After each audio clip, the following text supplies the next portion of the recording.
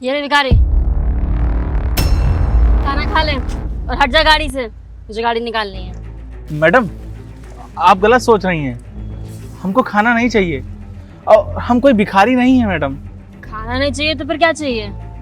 Madam, हमको phone चाहिए आपका। फोन चाहिए? अभी अच्छे खासे तो दिख रहे हो।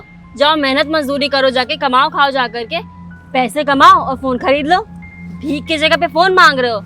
भीख मांगना तो ढंग से मांगो। नहीं नहीं मैडम जी, आप हमको गलत समझ रही हैं। हम आपसे फ़ोन हमेशा के लिए नहीं मांग रहे हैं। हमको बस एक फ़ोन कॉल करना है अपनी बीवी को, इसीलिए आपसे फ़ोन मांग रहे थे।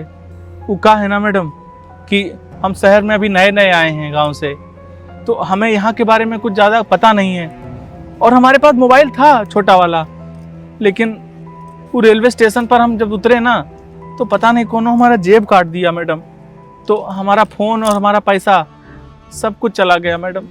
इसलिए हम बस आपसे फ़ोन मांग रहे थे ताकि हम एक कॉल कर सकें अपनी बीवी को।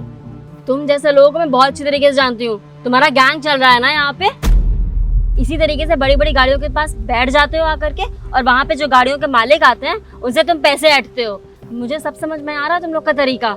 ऐसा है, मेरी गाड़ी के बगल में से हटो, वरना मैं अभी पुलिस को बुलाऊंगी। नहीं नहीं मैडम जी, आप हमको बहुत गलत समझ रही हैं। दरअसल हमको ना अपनी बीवी को एक फ़ोन कॉल करना है, इसलिए आपसे फ़ोन मांग रहे थे। वो कहा है ना मैडम जी, हमारी गांव में ना 2 साल पहले शादी हुई थी। हमारी बीवी की इच्छा थी कि वो पढ़ लिख के नौकरी करे, तो हमने उसकी इच्छा पूरी करने के लिए बहुत मेहनत की मैडम।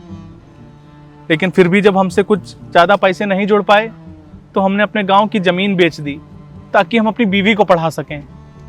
और मैडम, उसकी 1 साल बाद नौकरी भी लग गई, और उसकी जैसे ही नौकरी लगी है मैडम, तब से उससे कोई बात नहीं हो पा रही है।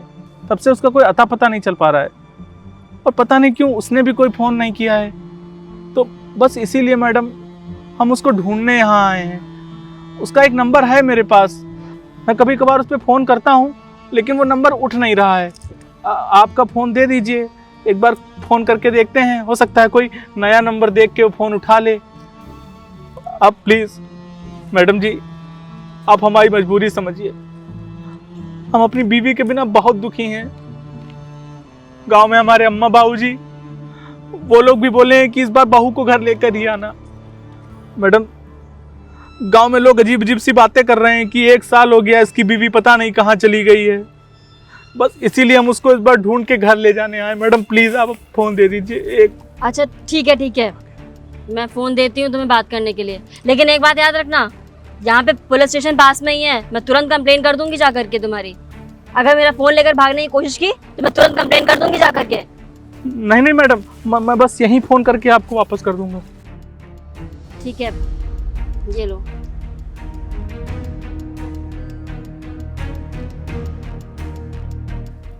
बेबी, आज मूवी देखने चले?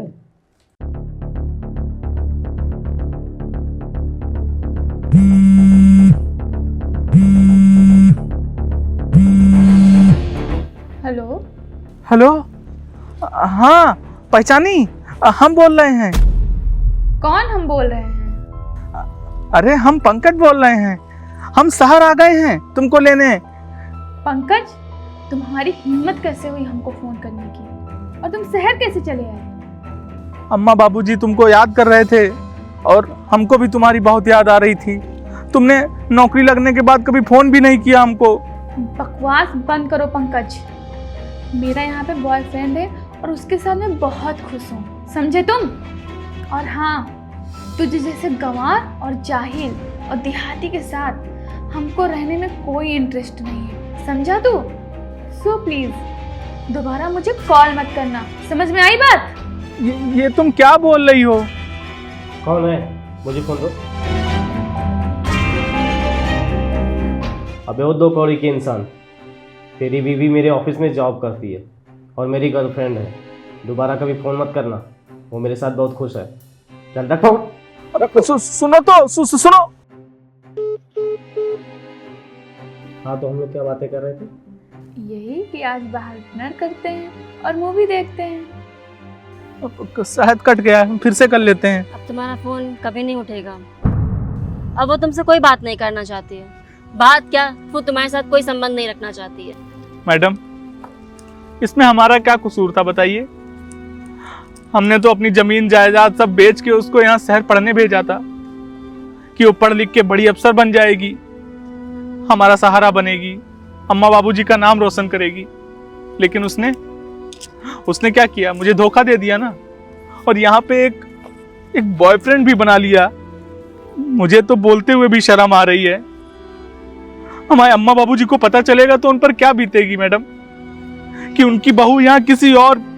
मैडम, हम क्या करें? मैं तो कुछ समझ में नहीं आ रहा। हमारे अम्मा बाबूजी बोले थे कि अपनी बहू को लेके आना, और हमने उसके लिए अपनी जमीन जायदाद सब बेच दिया। सिर्फ एक झोपड़ी बची है हमारे पास।